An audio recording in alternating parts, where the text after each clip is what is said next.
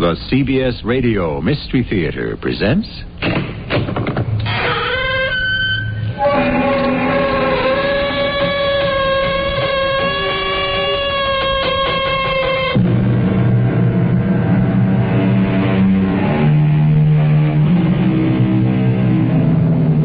Come in.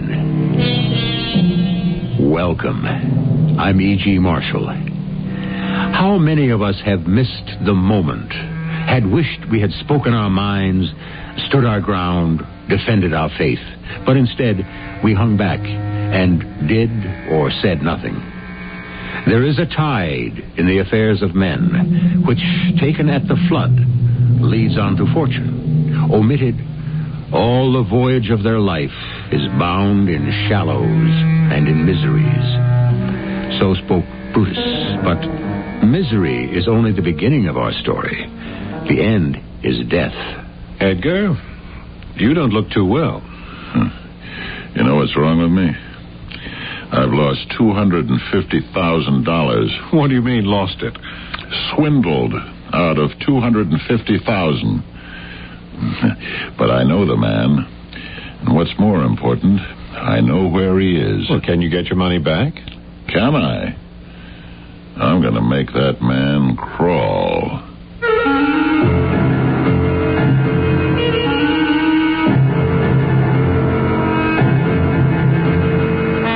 Our mystery drama, Confession, based on a story by Henry James, was adapted especially for the Mystery Theater by G. Frederick Lewis and stars Paul Hecht and Fred Gwynne.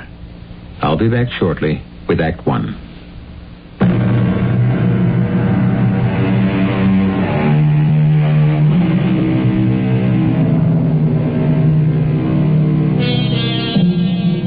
Let me set the scene for you. A spa or watering place in a southern state where people come to sample the mineral waters to regain health. A beautiful old hotel with a grand front porch upon which an army of green rocking chairs face the street. Every winter, for 200 years, the town sleeps, waking in the spring when the fat and the overindulgent make their annual pilgrimage to the spa. Among them, John Guest, 50, and David Saville, half his age.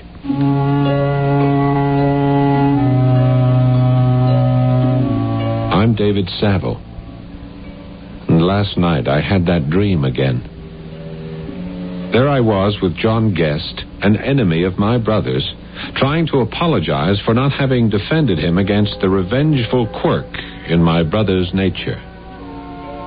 But when I woke up, I remembered it was not only a dream. It had happened.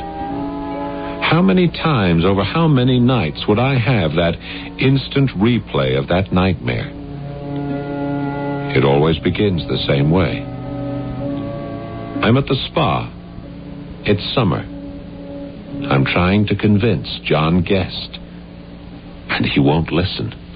Mr. Guest, you don't like me, I know that. Oh, you're mistaken, David. It's not that I don't like you. I detest you. You represent everything I find objectionable in a generation of weaklings. You object to my age. Well, I'll spare you the catalog. Isn't it because I was present during a terrible moment between you and my stepbrother Edgar? I mean, to this day, I swear to you, I wish I hadn't been there. Were you there, David? I hardly noticed you. You kept so mute during your stepbrother's extraordinary performance. Well, I've made many mistakes in my life, but no matter who was at fault, I could never close my eyes and watch a man being degraded and humiliated as I was. I am sorry, truly. I don't need your apologies. Now, have you said everything you wish to? Because if you have, I'd like to go back inside the hotel and join my daughter. It's about Laura that I wanted to speak to you. I love Laura. Oh, you do? Yes, in the weeks you've been away from the spa, Mr. Guest, we've been seeing quite a lot of one another, and I've come to realize how much I love her. But what's all that got to do with me? I'm only her father. Her love life is her own. I think she cares for me. Well, it won't be for long, I promise you. When I tell her how you stood in a corner and did nothing but watch her father destroyed. Oh, now my advice, David, is to forget Laura. But I can't. Well, try. It'll be less painful. You're very hard, Mr. Guest. And you become calloused when your back's to the wall. But compared to your stepbrother Edgar, I am a pussycat. Then why bring Laura into it? I'm to take it all, is that it? Say nothing to my daughter? Well, I intend to tell her everything and let her decide. Let her find out what you really are. There's nothing I can do to make you change your mind. Oh, it's too late now. Where were you when I was getting clobbered? All right. I asked you to come in here to show you something. This envelope. You recognize the stationery? You recognize the handwriting? It's your confession. You had it all along. I found it among Edgar's papers. You give it to me. No, not so fast. It's mine. I paid for it. You give it to me. Mr. Guest, I am much younger than you are. Force does not intimidate me. Now, don't you see I love Laura? Why in the world would I want to make an enemy of you? You already have. Now, give me that letter. Please, Mr. Guest, don't get yourself too upset. Since I'm in possession of what you want, don't you think you and I could come to some kind of an understanding?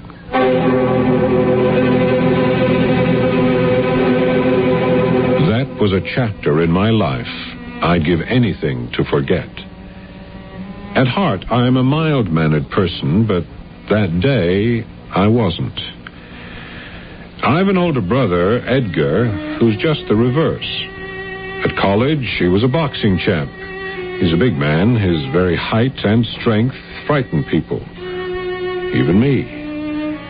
I can remember back when it all began, one evening when he stopped by my apartment. David, I'm glad you were home. Edgar, you look terrible. Your face is gray. What have you been doing with yourself? Overworking and under-enjoying it. What's the name of that place you go to in July to play golf? Oh, you mean the spa in Charlottesville? Yeah. What's it like? Well, it has a nice inn, good food, 18-hole golf course. The main attraction is a real Hope Jones pipe organ built 100 years ago. Unfortunately, nobody knows how to play it. But why do you ask? Well, I'll be frank, David. I'm scared. My blood pressure's high. My heart's acting up. The doctor says I'm overdoing it. And what actually am I getting out of life? Being alone and making money. Well, don't you get any exercise? Hailing a cab, maybe. Getting out of it in front of my brokerage house, taking the elevator up the office, and maybe sitting there all day. Well, I don't think you're living properly, Edgar. You can't disregard the old body just like that. I'm all right, just tired. Yeah, from sitting around. Of course, if you've made your will and you think a coronary is the way you'd like to go, well, you're doing just fine. I made my will. If this keeps up, I won't have much to leave. But I'm taking a flyer on what looks like a good investment with a man who knows what he's doing. Now, listen, how about for a few weeks you let me take you in hand, eh? After all, you're my stepbrother, or I'm yours. Come on, why not? Okay, doctor. What's your prescription? Meet me in Charlottesville. I'm going there after the 4th. I'll book a room for you, take the cure, do exercises, and maybe I could even get you out on the fairway. All right, David, that doesn't sound bad. I'll be down the 15th. I think a lot about you, too. It's unfortunate that we're different generations, that we're so far apart in age. I often wondered why Mother and Dad adopted you when I was over 20. Well, you were at college, out of the house. I guess they wanted another youngster. Yeah.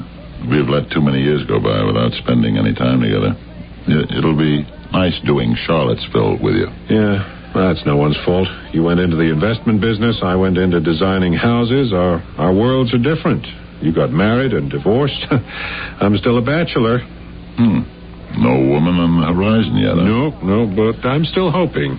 Well, speaking as a much divorced man, I still believe there's nothing like the right lady.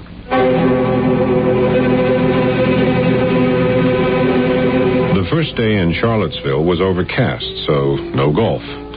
A few diehards went out, but I didn't feel like getting caught in a sand trap during a rain shower.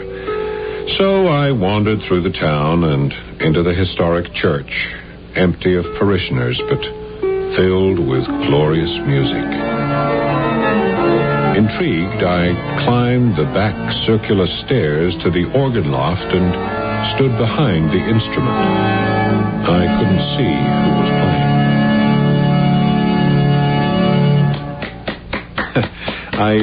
I know I'm not supposed to applaud in a church, but just couldn't help it.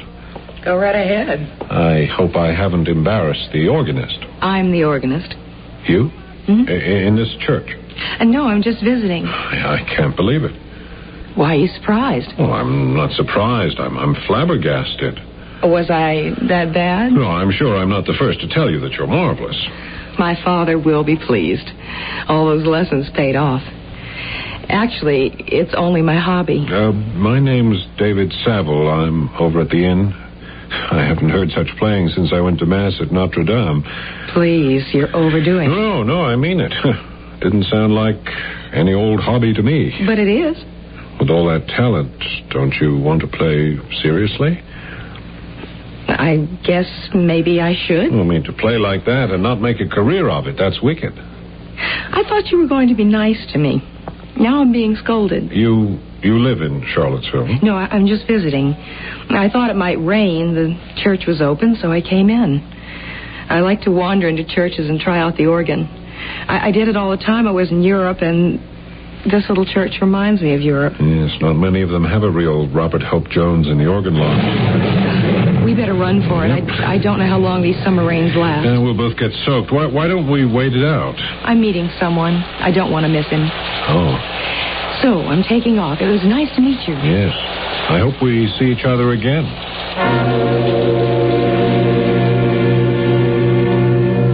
I'd been thinking of Edgar, all 6'2" of him, in a highly nervous state, and hoping that this place would be beneficial. But just when I should have remembered him, I forgot him. I tell you, a room has been reserved in my name. Edgar, I'm sorry, forgive me. I thought you were coming in tomorrow. Tomorrow? What's the matter with you? Calm down, Edgar. Don't take everything so hard. Oh, Mr. Hoskins, this is my brother, Edgar. How about the room next to mine, 414? Where are your bags, Edgar? I didn't bring much. The bell captain's got them. Mr. Saville, I have 414 for your brother. Oh, good. Thank you. They wouldn't have a bar in this place, would they? Yeah, sure. Of course they do. Yeah, well, let's head for it. I'll register later.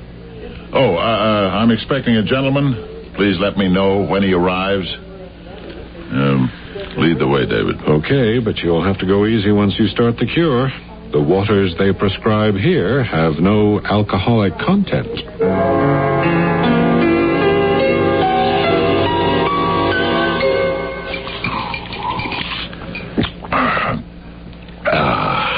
That's better. So, how come you didn't let me know you changed your plans to get here early? The coincidence of coincidences. I've been tracking somebody down. And of all places, they were headed for Charlottesville, Virginia.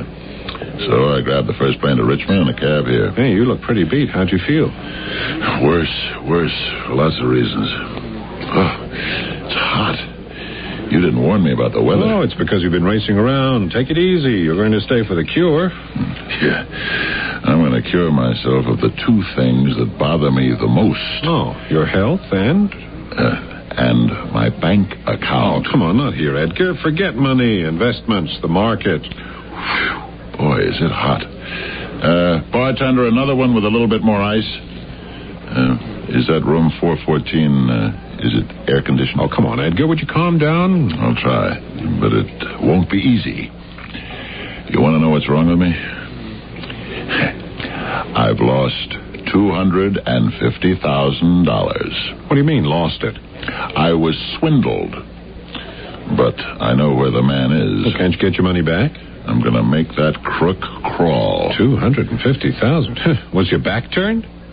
You're laughing at me. I know what you're thinking. My old stepbrother finally got what was coming to him. Come on, Edgar. Take the chip off your shoulder.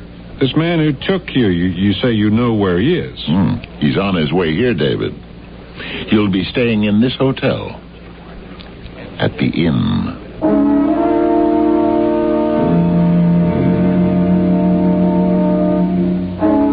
People who equate dollar signs with their sign of life too often discover that when the money disappears, the bottom drops out of their existence. Edgar Saville is one of these.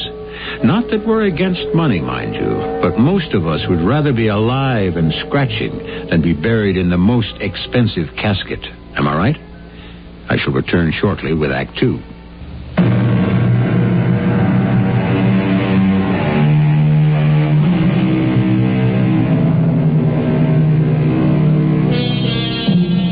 Two brothers, Edgar and David, sit in the famed inn at Charlottesville in Edgar's room. They are as unlike as step-brotherhood could make them. The younger one, David, an architect and designer, is here for 2 weeks of golf and leisure. The older one, Edgar, a muscular 50, is taking the mineral baths to try to regain his health. I think this is the first quiet breath I've drawn in years. David, I know what the problem is. A strict diet of 24 hours a day working the market. Not playing the market. Oh, no. No, I think it began when Ellie left me 2 years ago. First, it was a blow to my pride. Maybe even to being a man. And I've never gotten over it. The only thing I do well is to sell, buy, and invest money. And that's not what Ellie wanted in a husband. You see, I had no other interests. Why in heaven's name didn't you call me? We live in the same city. I was probably too proud. I had to be Mr. Big, Mr. Strong. How could I come weeping on your shoulders? You were also Mr. Dumb. Yeah, well, it's complicated. I fly off the handle sometimes for no reason. I get so angry I can't stop myself. So I overreact. I know I do that. And this latest episode has been too much for me. You want to know what happened? Edgar, I really don't understand the stock market, and if you can explain it to me in one-syllable words, please go ahead. Okay, well, this man, John Guest, he's been a successful investment advisor for years. But this time, he promoted a stock that had absolutely no substance. Well, what was it? Well, it was essentially a company that distributed water in Florida. Because of the heat, humidity, and parasites, they had the technology how to handle that, all relating to ecology. Well, it was an exciting idea. And Mr. Guest, he'd advised some friends of mine, and he all thought it was an exciting idea. So we met the guys, got the figures, got the facts. And you invested and you lost it. So how is this man responsible? Because he knew it was phony all along. To make a long and painful story short, a month ago, the stock was suspended from trading, and Guest was barred from Wall Street in any official capacity. Well, did you ever suspect it wasn't on the level? Here and there, things I didn't like. But I didn't know until Guest was blown out of the water. I know it's a lot of money, Edgar, but don't you take risks when you play the market? It's never happened to me before. He's coming here, and he doesn't know I'm here. And I may have no legal recourse, but I'm going to push him up against the wall if I have to do it with my fists. You have no idea how angry I am over this, David. I don't care what I've lost, but someone's going to pay, and it's John Guest. Okay, Edgar. Here, I'll get that. Hello? Who do you want? Oh, it's for you, Edgar. Yeah, thanks. Hello? He is? What's the room number? 1515. I got it. Thank you. John Guest just checked in. Now what? Now we take ourselves a little stroll up to room 1515 and knock on the door. I will do no such thing, Edgar. He isn't going to go away. He just arrived. And you're going to put business behind you. I don't care how much you've lost. So first of all, I want you to appreciate this place, huh? You wanted a room with a view? Well, come over here. Come on. Over to the window. Take a look. Yeah. It's nice. Real nice. Hey, you see that girl walking towards the summer house? Yeah, so? I met her this morning. She was in the church, practicing on the pipe organ. She plays marvelously. I didn't know you were interested in pipe organs. You want to know how stupid I am? I never asked that girl her name. Edgar, you and I are going for a little walk.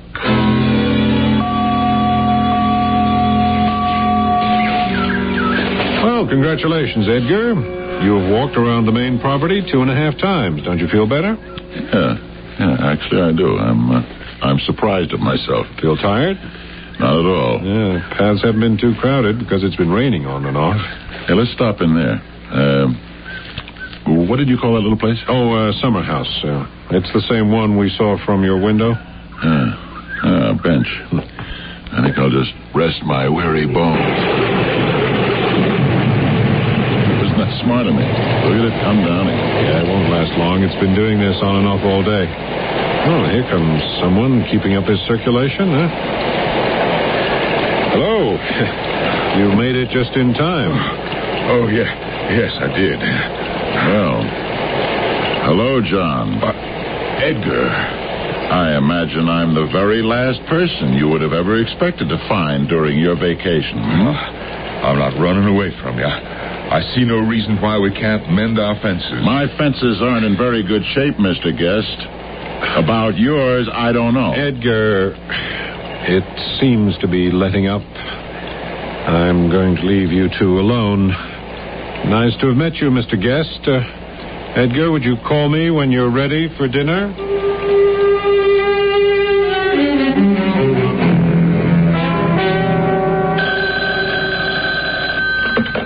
Hello? David, will you come over to my room? When? Now. Look, I'm in the middle of finishing some sketches, Edgar. I would like to change before dinner. Yeah, well, I'm not ready for dinner yet. Mr. Guest is in my room with me. I'd like you to come over. Look, Edgar, if there's going to be trouble, would you mind very much if I sat this one out? I do mind. I want you as a witness. Please get over here.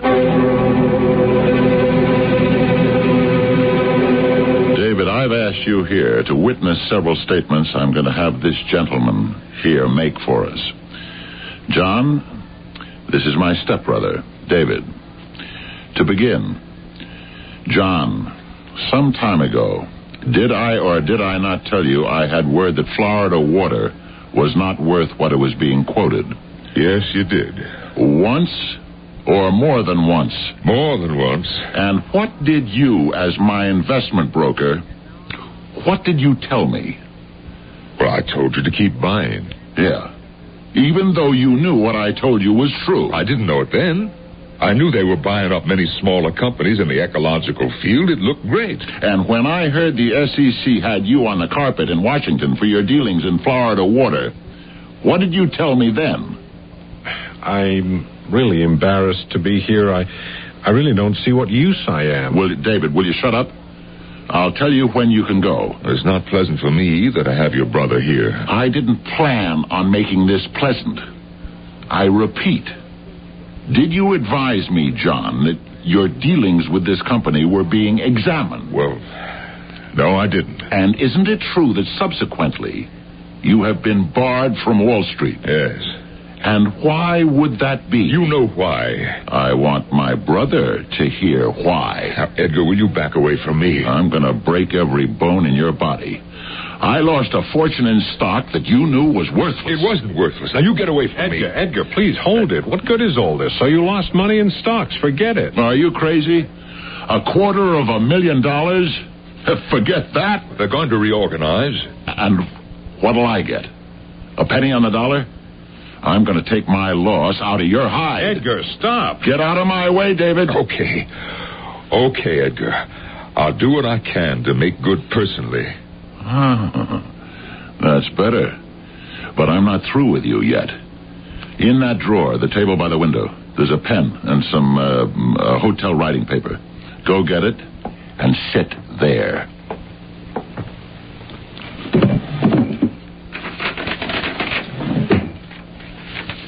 Now, are you ready for what I'm going to dictate? Edgar, what's the point of all this? He's already said he'd pay you back something. Will you mind your own business? I know what I'm doing. I'm protecting the next guy. that's all. If Mr. Guest has done something illegal, the SEC will see that he doesn't do it again. I want his confession in writing. Now, write this. I, John Guest. Now, what if I don't write what you call a confession? Did I hear you correctly? What if you don't write? Well, I would say you run quite a risk, John, because I'm not giving up. I'll follow you. I'll find you. At your home. In a hospital. Do you have any family? I don't know very much about you, but I will find out. Oh, it's a threat, then. Call it what you like. Just pick up that pen. I hereby, at the request of Edgar Seville, whom I have wronged and cheated, declare myself a swindler. Edgar. Go on, Mr. Guest. Write it. Have you? I'd like an answer, Mr. Guest. Have you written that? Yes. Okay, now sign it. And date it. Witness's signature, and then I want your signature right next to his. Edgar, I think you're mad. I really don't. John, if you are afraid that this confession may fall into the wrong hands, perhaps you'd like to buy it back. You would? Yes? Because if so, I'll take $75,000 off your hands within 7 days. I haven't got it. Then get it. You must have salted away a couple of bucks on your cut of my $250,000 and a few people I know. I'll give you 1 week. For every week I wait beyond that, it's another $25,000. Now, don't you think that's fair?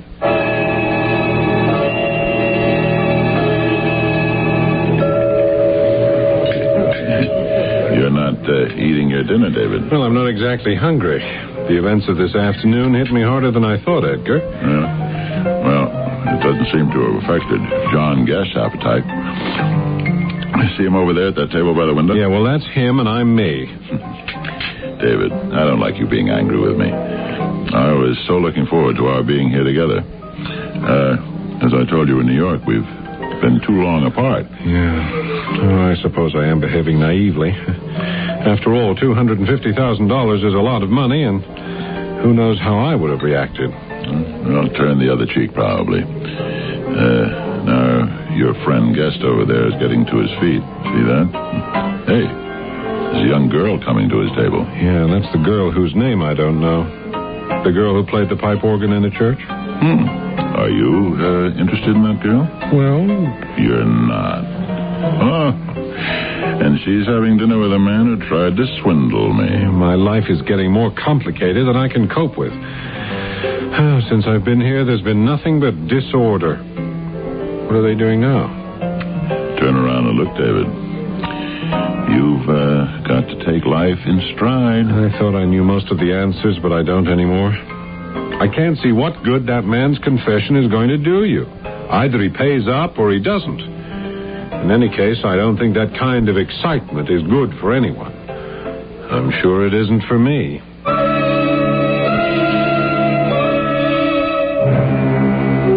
How people reveal themselves by their belief. A contented man will content those around him. An unhappy person creates unhappiness. In short, what you believe depends very much on what you are. I shall return shortly with Act 3.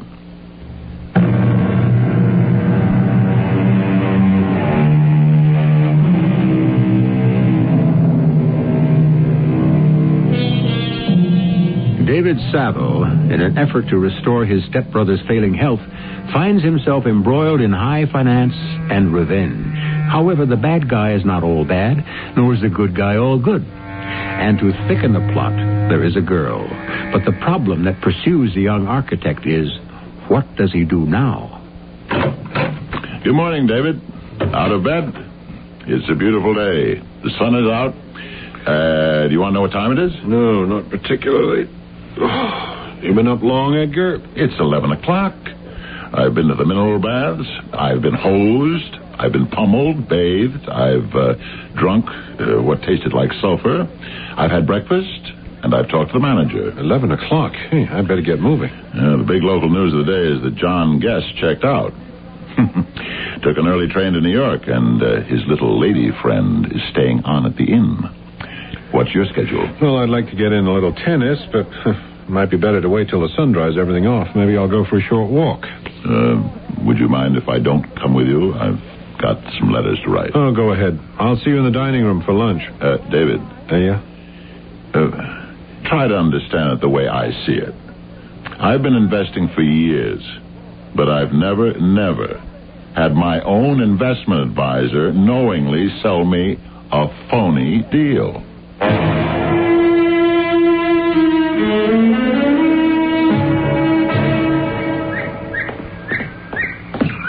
David, you frightened me, standing behind that tree. I'm sorry. I've been waiting for you. I thought I saw you last night in the dining room at the inn. Yes, I was there with my brother. I was there with my father.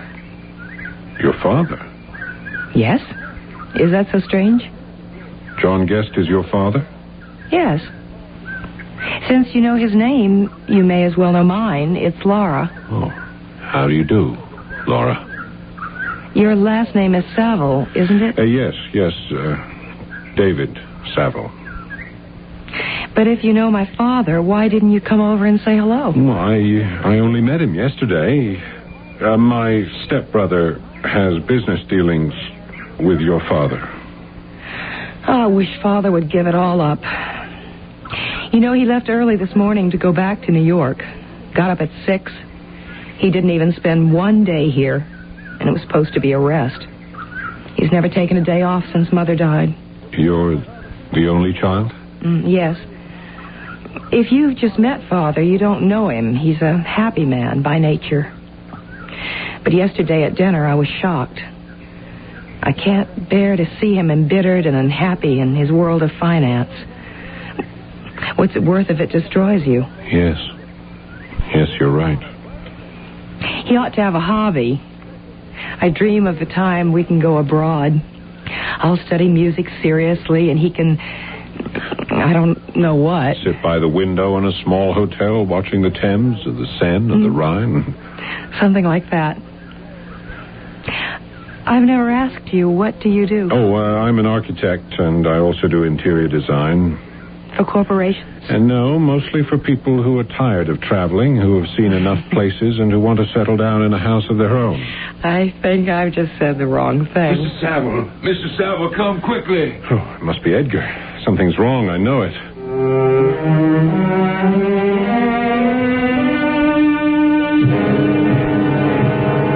Yes, I'm glad you're here, Mr. Saville. You're Edgar's brother, aren't you? Yes. They called me from the inn. What happened? We have him next door, lying down. Is he all right? Mr. Saville came here this morning for his regular hydrotherapy. He's on his 4th day. The baths are always attended. Everybody's monitored. He was placed in his bath. The mineral water is turned on, and he hadn't been there more than 5 minutes when he collapsed. But he has been revived, and he seems all right. Well, could I see the doctor? Well, he's just gone out, but I'll have him call you. He advised Mr. Saville to return to the inn and rest and avoid treatments for a few days. The impression I get is that you don't regard this as serious? Oh, no. Your brother is only about 50. He'll recover completely. Sometimes these things are precipitated emotionally. Yes. Thank you. I'll arrange for a car to bring him up to the inn.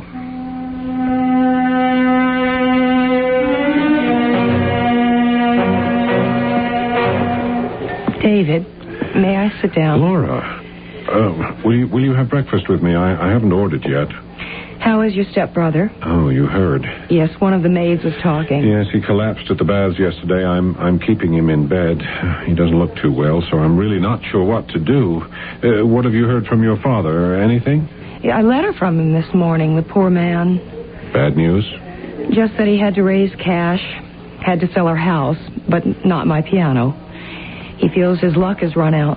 Laura, I'm doing quite well, and I have some cash which I haven't yet invested. Now, if you call your father, would you tell him that you've met someone or know someone who would be happy to place a sizable funds at his disposal immediately, if it would help?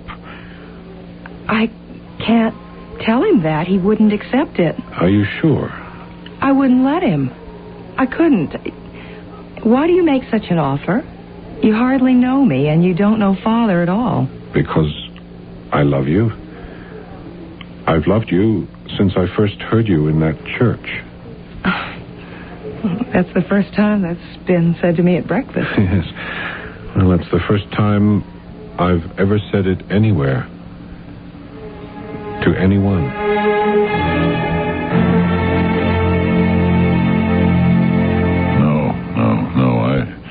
No, I won't go home, and I'm certainly not going to any hospital. Edgar, at least let me get in touch with your own doctor and get him to come here to Charlottesville. I just need a rest, and I'm getting that. Besides, I had good news, and that's perked me up. See this letter? It's from my lawyer. The day before yesterday, Guest paid him $75,000. Do you think if I hadn't put the heat on Guest, it would have happened? Oh, look, he's a man of conscience. He's probably ruined himself to do it. Did you return that paper he signed, or are you waiting till he gets back here? Return Guest's confession? Why should I? You're going to keep it? I certainly am. How else could I keep punishing him? But he's paid back what you asked for. David, don't you see? What I've got in writing just may stop him from ever trying that trick again on someone else. You're letting him go through life with the threat of exposure hanging over his head? That's the penalty.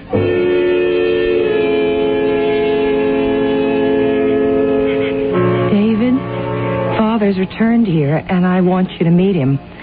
I haven't told him anything about you, not even your name. Just that I met a man I'd like him to know. He's just buying a newspaper at the counter. He'll be right out. Oh, Laura? Over here, Father. Oh, what a beautiful night.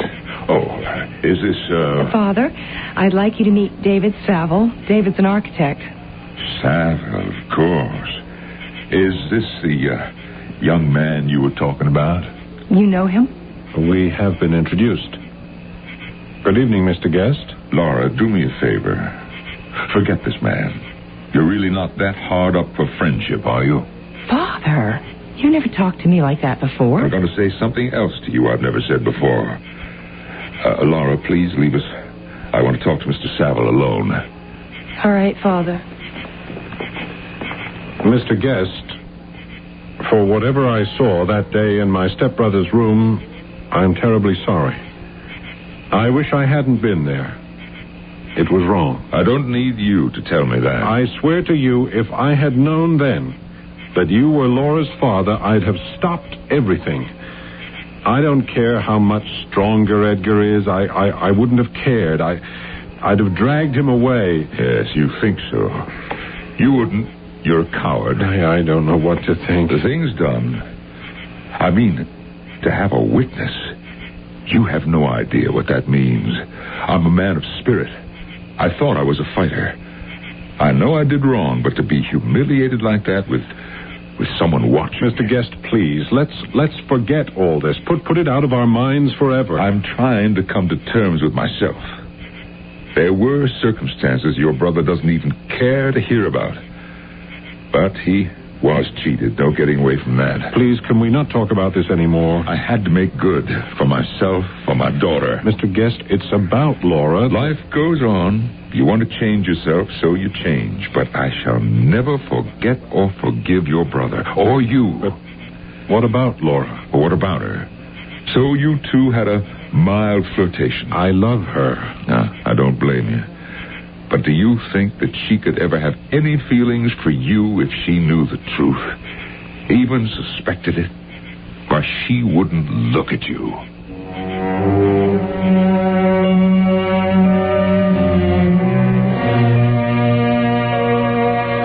Who knows what omniscient hand regulates these things? Is there a higher order that punishes? The next morning, I went into Edgar's room. He had passed away during the night. I arranged to have the remains shipped home and took all his effects into my room. That left just one thing to be done. You wanted to see me, David. I haven't much time. Mr. Guest, now that my stepbrother's dead, can't we close the books? I am not dead, and Laura is not dead. It's too late. I don't want you near Laura. Perhaps this envelope will change your mind. You recognize the stationery, and you recognize your handwriting. Yes, give it to me. I found this among Edgar's papers. It belongs to me now. It's been paid for. Yes, but it's in my hands. Now, don't you think you and I could come to some kind of an understanding so Laura need never know? Laura, come in. David, what are you doing? This piece of paper is a wall between your father and me. What is it? I think you know, Laura. There we are, all torn up. Now, we put the scraps in this ashtray, take a match, and watch what's left go up in smoke. There we are. That's the end of it. He says that's the end of it, Laura. What do you say? Goodbye, David. What do you mean, goodbye? I'm my father's daughter first, David. That's all I want to say. You told her? Yes. It's not good to have secrets from your own family. Goodbye, David.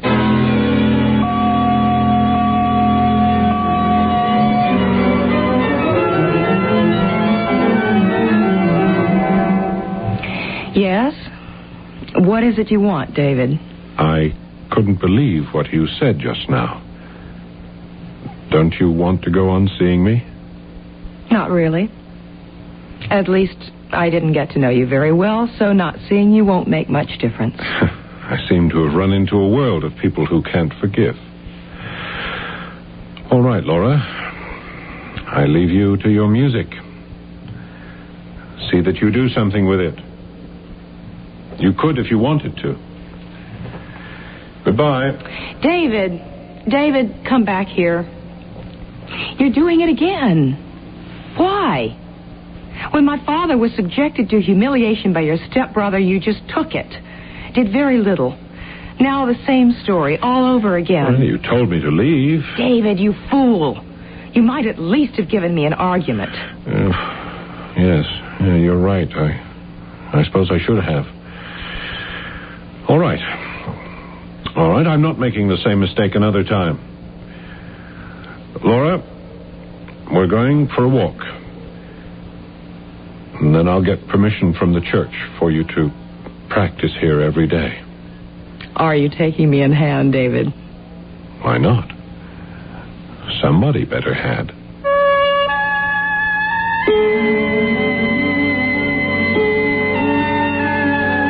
Two brothers, brought up in the same house, sharing the same early experiences, yet each taking a different road. Had they remained closer as they grew older, perhaps each could have helped the other, and their future could have been life for both. I shall be back shortly.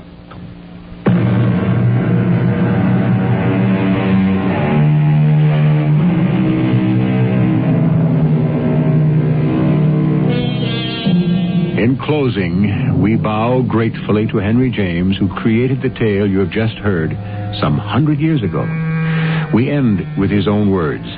The historian, he said, essentially wants more documents than he can really use. The dramatist wants only more liberties than he can really take. Mr. James, we hope our liberties with the confession have been few and satisfactory. Our cast included Paul Hecht, Norman Rose, Fred Gwynn, and Belika Gray. The entire production was under the direction of Hyman Brown. This is E.G. Marshall inviting you to return to our Mystery Theater for another adventure in the macabre. Until next time, pleasant dreams.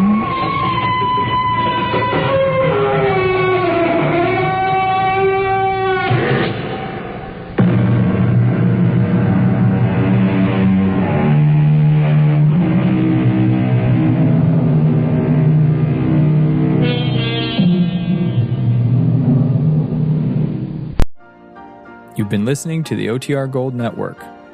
Find more classic radio at otrgold.com.